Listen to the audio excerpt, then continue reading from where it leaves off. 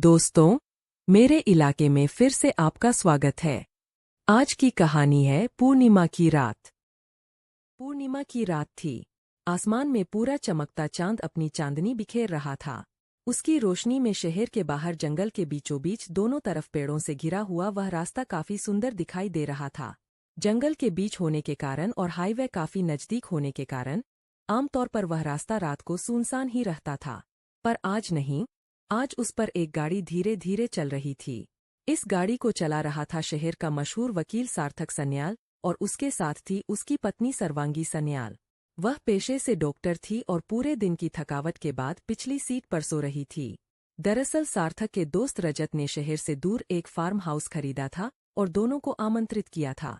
इस आमंत्रण को स्वीकार करके दोनों वहीं जा रहे थे और चांदनी रात होने के कारण ही सार्थक ने हाईवे की जगह आसपास की खूबसूरती देखते हुए इस रास्ते से जाने का तय किया था। अचानक गाड़ी में कुछ खराबी आ गई और वह एक झटके से रुक गई। सार्थक ने घड़ी में टाइम देखा। रात के 10 बजे आए थे।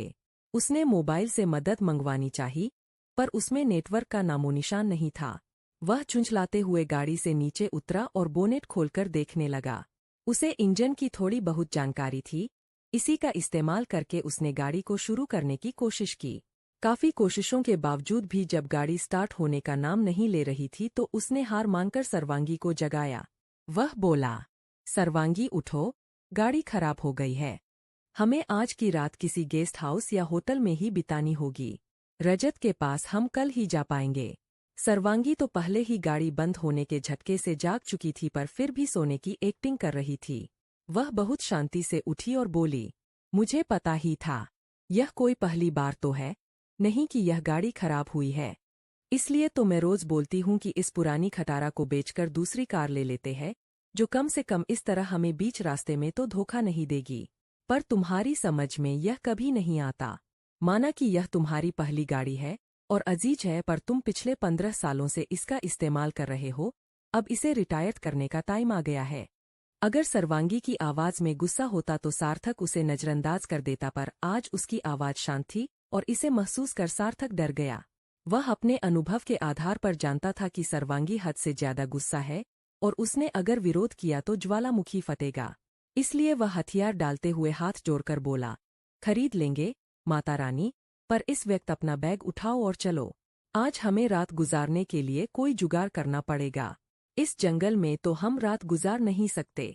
जंगली जानवरों का भय है। सर्वांगी भी इस बात को समझती थी कि वहां रुकने से अच्छा चलना है। थोड़ी दूरी पर ही हाईवे था और वहां पर कोई लिफ्ट मिलने की संभावना थी। दोनों अपने सामान लेकर चलने लगे। कुछ ही देर बाद वह हाईवे पर पहुंच चुके थे और आगे बढ़ रहे हैं। लगभग आधे घंटे तक आगे बढ़ने के बावजूद भी उन्हें कोई भी आता जाता नहीं दिखा। यह देखकर सर्वांगी गुस्से से बोली, तुम्हारे बेवकूफ दोस्त रजत को कोई और जगह नहीं मिली थी नया फार्म हाउस लेने के लिए? इस तरह के वीराने में भला कौन रहना चाहेगा? फिर वह कुछ देर रुकी और आगे फिर से बोली, वैसे देखा जाए तो उससे बड़े बेवकूफ तो तुम हो, जिसने ऐसी खटारा गाड़ी के साथ रात को सफर करने का तय किया। और सबसे बड़ी मूर्ख मैं हूँ। पता था कि यह खटारा गाड़ी खराब हो ही जाती है, फिर भी तुम्हारे साथ रात को आने को तैयार हो गई। सार्थक सर्वांगी का हाथ पकड़कर चलते हुए ही बोला, देखा जाए तो अच्छा ही हुआ कि गाड़ी खराब हो गई।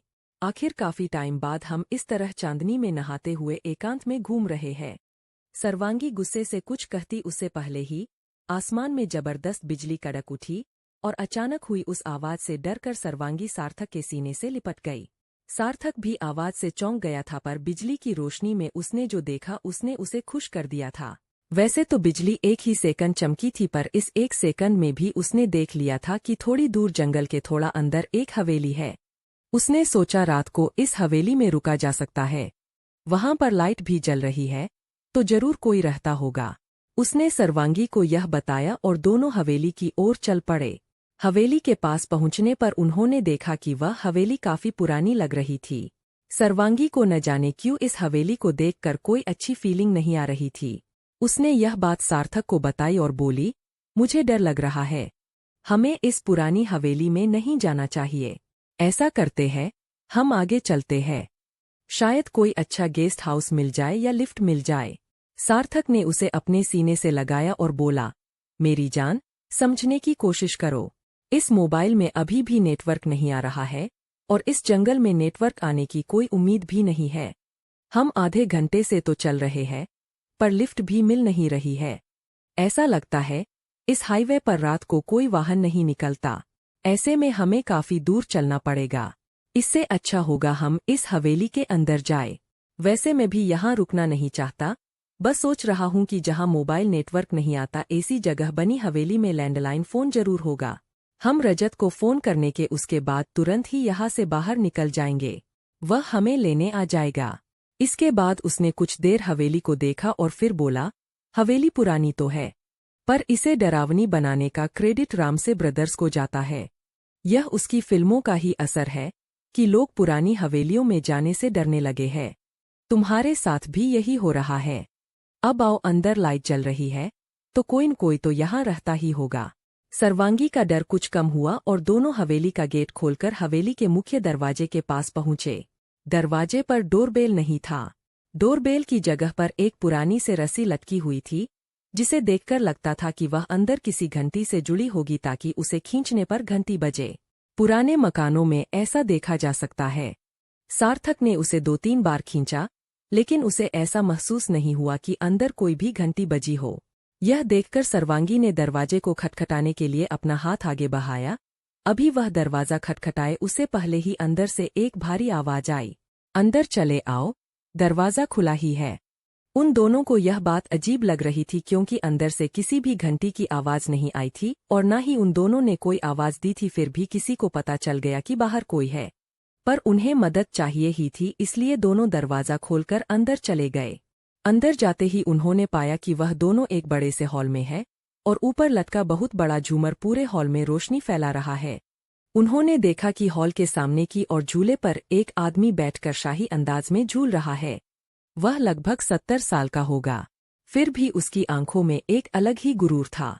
उसे देखकर सार्थक बोला, माफ कीजिएगा, पर यहाँ से कुछ ही किलोमीटर की दूरी पर हमारे दोस्त का फार्म हाउस है। हम वहीं जा रहे थे, पर बीच रास्ते में हमारी कार खराब हो गई और मदद बुलाने के लिए मोबाइल में नेटवर्क भी नहीं है। क्या हम आपके फोन से हमारे दोस्त को कॉल कर सकते हैं? झूले पर बैठे उस आदमी के चेहरे पर कोई भाव नहीं था। उसने कहा, जरूर, टेलीफोन ऊपर के आखिरी कमरे में है। सार्थक को ऐसी उम्मीद नहीं थी कि किसी तरह की जान पहचान या पूछताछ के बिना वह व्यक्ति फोन करने के लिए हाँ कह देगा। उसने सोच कि भले ही उस व्यक्ति ने कुछ नहीं पूछा, यह मेरा फर्ज है कि मैं अपना परिचय दे दूं। यह सोचकर वह बोला, जी शुक्रिया, मेरा नाम सार्थक है और ये है मेरी पत्नी सर्वांगी। जवाब में वह आदमी बोला, मेरा नाम अनिरुद्ध सिंह जाला है, मैं इस हवेली का मालिक हूँ। सार्थक और सर्वांगी हवेली की शान देख ही रहे थे कि उनकी नज़र जाला साहब के पीछे वाली दीवार पर पड़ी। वहां पर टंगी थी लगभग 6 फुट बड़ी एक फोटो फ्रेम। दिलचस्पी की बात यह थी कि उसमें सिर्फ एक सफेद कागज लगा हुआ था। इसके अलावा भी हॉल की हर दीवार पर तस्वीरें ही तस्वीरें थी। हर तस्वीर किसी न किसी इंसान की ही थी, पर अजीब बात थी कि कोई भी हंस नहीं रहा था। सब के सब चेहरे भावनाहीन थे। दोनों को यह बात अजीब तो लग रही थी, पर उन्होंने इसे नजरअंदाज किया और ऊपर की मंजिल की ओर चल दिए। वह आखिरी रूम में पहुंचे और दरवाजा खोला। जैसा कि जाला साहब ने बताया था, वहां पर बहुत ही पुराने समय का, अंतिक कहा जा सके वैसा फोन रखा हुआ था। सार्थक ने फोन उठाया और अपने दोस्त रजत को कॉल करने लगा। उसने बहुत बार कोशिश की पर फोन नहीं लग रहा था। जब वह फोन करने की कोशिश कर रहा था तब सर्वांगी गौर से उस रूम को देख रही थी। उस रूम में एक शीशम का बना हुआ बेड था, पुराने जमाने का, लेकिन किंग साइज से भी बड़ा। देखकर ही लगता था कि वह काफी आरामदेह होगा। उस बेड के पीछे की दीवार पर भी एक फोटो फ्रेम लगी हुई थी। वह नीचे हाल में लगी तस्वीरों के साइज की ही थी, लेकिन खाली थी। सर्वांगी ने सोचा शायद खाली है, इसीलिए यहाँ पर रखी होगी, वरना यह भी नीचे हॉल में ही होती। जब काफी प्रयास करने के बाद भी सार्थक से फोन नहीं लगा तो उसने फोन का रिसीवर वापस रख दिया। यह देखकर सर्वांगी ने कहा, सार्थक, कुछ तो अजीब है। पूरे घर में उस बुजुर्ग के अलावा कोई दूसरा नहीं है। उसकी उम्र भी लगभग 70 से ज्यादा होगी। ऐसे में वह अपना फोन पहली मंजिल पर आखिरी रूम में क्यों रखेगा? यह हॉल में होना चाहिए या फिर नीचे के कोई कमरे में। सार्थक को भी अजीब तो लगा, पर कुछ देर सोचकर वह बोला, हो सकता है नीचे दूसरा फोन हो, पर वह नहीं चाहते हो कि हम उनके निजी कमरे में जाए। अच्छा, ठीक है, मान लिया। पर तुम नीचे की सारी तस्वीरों को याद करो। सारी की सारी तस्वीरों में भावहीन चेहरे। और तो और उसमें जाला साहब की एक भी तस्वीर नहीं है। आखिर क्यों? अब सार्थक को भी एहसास हो रहा था कि कुछ तो गड़बड़ है। उसने सर्वांगी से कहा, हम यहाँ से निकल ही रहे हैं। डरना छोड़ दो। दोनों नीचे गए और सार्थक ने जाला साहब से कहा, आपके लैंडलाइन से भी फोन नहीं लग रहा। यह सुनकर जाला साहब बोले, यहाँ ऐसा होता रहता है। हवेली जंगल के बीच में है और ऐसे में कई बार फोन बंद हो जाता है और कई बार जंगली जानवर भी तारों को तोड़ देते हैं। वैसे भी बाहर का मौसम देखते हुए लगता है कि कभी भी बारिश पड़ सकती है। ऐसे में फोन का खराब हो जाना कोई ताज्जुब की बात नहीं है। आप चाहे तो रात भर यहाँ रुक सकते हैं। सुबह होते ही निकल जाइएगा। सर्वांगी वहाँ रुकना बिल्कुल नहीं चाहती थी, इसलिए यह सुनकर सार्थक कुछ बोले उससे पहले ही वह तुरंत बोल पड़ी, जी नहीं, शुक्रिया, पर हमें अभी निकलना होगा। हो सकता है रास्ते पर कोई लिफ्ट मिल जाए। जाला साहब बोले, जैसी आपकी मर्जी, पर बता दूं, यहाँ से 10 किलोमीटर दूर तक वीरान सड़क ही है। और यह कोई ऐसा बड़ा हाईवे भी नहीं है जहाँ पूरी रात वाहन चलते रहे। आपको सुबह से पहले कुछ मिलने वाला नहीं है। इससे अच्छा होगा कि आप यहाँ पर रुक जाइए। इससे पहले कि सर्वांगी कोई जवाब दे पाए, उससे पहले ही बाहर तेज बारिश शुरू हो गई और बिजलियां चमकने लगी। जाला साहब यह देखकर फिर बोले, ऐसी तूफानी रात को बाहर जाना ठीक नहीं है। मैं आप दोनों से विनती करता हूं कि आज रात आप दोनों यहीं रुक जाइए। और तो और आज पूर्णमासी है और कहते हैं आज इस जंगल के आसपास आधी रात को भूत घूमते हैं। आप दोनों भी 12 बजे के बाद आते तो मैं भी हवेली का दरवाजा न खोलता, क्या पता भूत आए हो। सर्वांगी को तो यह हवेली भी भूतों की ही लग रही थी और उसका मन भाग जाने को कह रहा था, पर बाहर का मौसम वाकई काफी खराब था और आखिरकार दोनों ने बेमन से ही वहां रुकने का फैसला किया। जाला साहब ने कहा, आप ऊपर के टेलीफोन वाले कमरे में ही सो जाइए। ऐसे में रात को अगर फोन चालू हो गया हो तो अपने दोस्त से बात भी कर पाएंगे। सार्थक और सर्वांगी ने हामी भरी और उस कमरे में चले गए। सार्थक ने फिर से लैंडलाइन फोन उठाया और अपने दोस्त को फोन करने की कोशिश करने लगा, पर फोन लग ही नहीं रहा था। सार्थक ने सोचा कि सो जाते हैं, अब सुबह ही देखेंगे। दोनों बेड पर बैठे सार्थक सोने जा रहा था और सर्वांगी खिड़की से बाहर हो रही बारिश को देखकर सोच रही थी, हम हाईवे पर थे तब पूरे आसमान में एक भी बादल नहीं था, चांद अपनी रोशनी बिखेर रहा था। सिर्फ बहुत दूर एक बार बिजली चमकी थी और हम यहाँ पर कोई 15 से 20 मिनट रहे होंगे। इतने से समय में मौसम का इतना बदल जाना और इतनी तेज बारिश, या फिर सिर्फ हमारे बाहर जाने का कहने के कारण बारिश, कुछ ठीक नहीं लग रहा। उसने अपना फोन निकाला और हैंड्स फ्री भी। यह देखकर सार्थक बोला, यहाँ नेटवर्क नहीं आ रहा, फोन का क्या फायदा, आराम से सो जाओ, बेड काफी आरामदेह है। यह सुनकर सर्वांगी ने उत्तर दिया, मेरे फोन में पहले से ही कुछ सॉन्ग डाउनलोड है, तुम सो जाओ, मैं एक गाना सुनने के बाद सोऊंगी। ऐसा कहकर उसने हैंड्स फ्री अपने कानों में लगा लिया और कुछ सुनने लगी। तकरीबन 5 मिनट बाद वह भी सार्थक के बगल में आकर सो गई। धीरे धीरे रात आगे बढ़ने लगी। सार्थक की नींद अचानक टूट गई। उसने घड़ी में टाइम देखा तो 1:30 बजे थे। उसने फिर से एक बार रजत को फोन करने की सोची और लैंडलाइन को उठाया, लेकिन अब तो उसमें डायल टोन भी नहीं आ रहा था। उसने अपनी किस्मत को कोसा और फिर सो गया। तभी उसे महसूस हुआ कि कमरे में और भी कोई है। उसने तुरंत लाइट जलाई और चारों तरफ देखने लगा। उसे किसी का होने की आभास हो रहा था, पर कोई दिख नहीं रहा था। वह सोच ही रहा था कि उसकी नज़र सामने की दीवार पर पड़ी। वह दहशत से चीख पड़ा। उसकी चीख सुनकर सर्वांगी जाग उठी। उसने सार्थक को डरा हुआ देखकर उसकी नज़र का अनुकरण किया और उसका चेहरा भी डर से सफ़ेद पड़ गया। सामने की दीवार, जहाँ पर कुछ घंटों पहले खाली फोटो फ्रेम थी, वहीं पर अब उन दोनों की तस्वीर लगी हुई थी और नीचे लिखी थी उनके मृत्यु की तारीख, जो उसी दिन की थी। उन्हें खतरे का आभास हो गया और हवेली से बाहर निकलने के लिए उन्होंने दौड़ लगा दी। दोनों भागते हुए हवेली के दरवाजे तक पहुंचे। इस दौरान उन्हें किसी और के अपने साथ होने का आभास बराबर हो रहा था, पर कोई दिखाई नहीं दे रहा था। पर इस बारे में ज्यादा सोचने की बजाय उन्होंने बस दरवाजा खोलकर बाहर भागना उचित समझा। पर हवेली में मौजूद बुरी शक्तियां उन्हें इतनी आसानी से कहाँ जाने देती। उन्होंने देखा कि दरवाजा खुल ही नहीं रहा था, जैसे किसी ने बाहर से ताला लगा दिया हो। वह दोनों हवेली के अंदर कैद हो चुके थे। सार्थक दरवाजा पीटने लगा और मदद के लिए चिल्ला रहा था। उसी वक्त अचानक लाइट भी चली गई और हवेली अंधेरे के आगोश में डूब गई। सर्वांगी ने मोबाइल से तुरंत टॉर्च चालू की और दरवाजा नहीं खुल रहा था, इसलिए कोई और रास्ता खोजने के लिए पीछे की ओर देखा। उसकी चीख निकल गई। टॉर्च की रोशनी में उसने देखा कि हर एक तस्वीर में दिख रहे इंसान अब नहीं दिख रहे थे।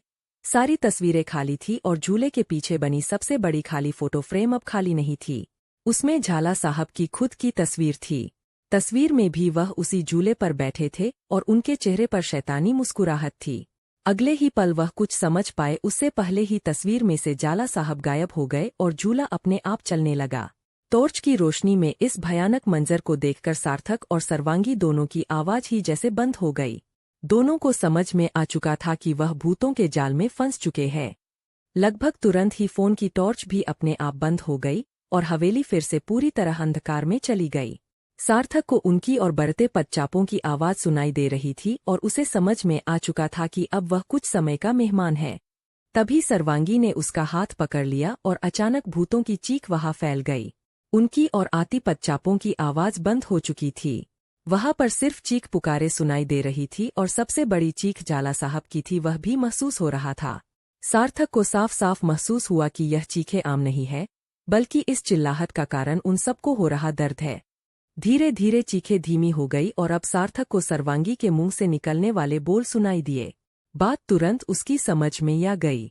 वह भी सर्वांगी का साथ देने लगा और कुछ ही देर में उसने अपने डर को दूर होता हुआ महसूस किया। तभी टॉर्च भी चालू हो गई और कमरे की रोशनी भी वापस आ गई। उन्होंने देखा कि सभी भूत वापस अपनी तस्वीरों में थे और झाला साहब भी वापस तस्वीर में जा चुके थे।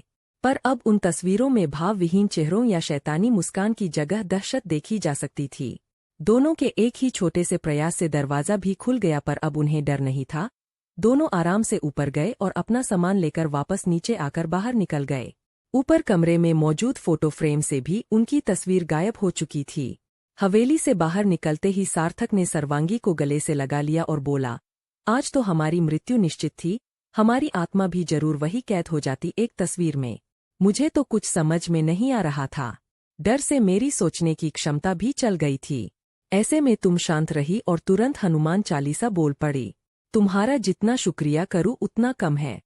मैं भी शांत नहीं थी और बता दूं कि मुझे भी अचानक हनुमान चालीसा याद नहीं आई थी। हवेली में जाने के समय से ही मुझे अजीब लग रहा था, इसलिए मैंने पहले ही ऐसी स्थिति हो तो हनुमान चालीसा बोलने का तय कर रखा था। तुम सोने के लिए कह रहे थे तब भी मैंने हैंड्स फ्री लगाकर हनुमान चालीसा ही सुनी थी ताकि फिर से पूरी याद आ जाए। और रही बात शुक्रिया की, तो वह एक नई गाड़ी खरीद कर चुका दो ताकि दोबारा ऐसा कुछ न हो। सार्थक मुस्कुराया और बोला, इसी हफ्ते बुक करवा देंगे तुम्हारी पसंद की गाड़ी। यह वीडियो आर्ट फ्लो की मदद से बनाया गया है। आशा करती हूँ कि यह कहानी आपको पसंद आई होगी। Thanks for watching.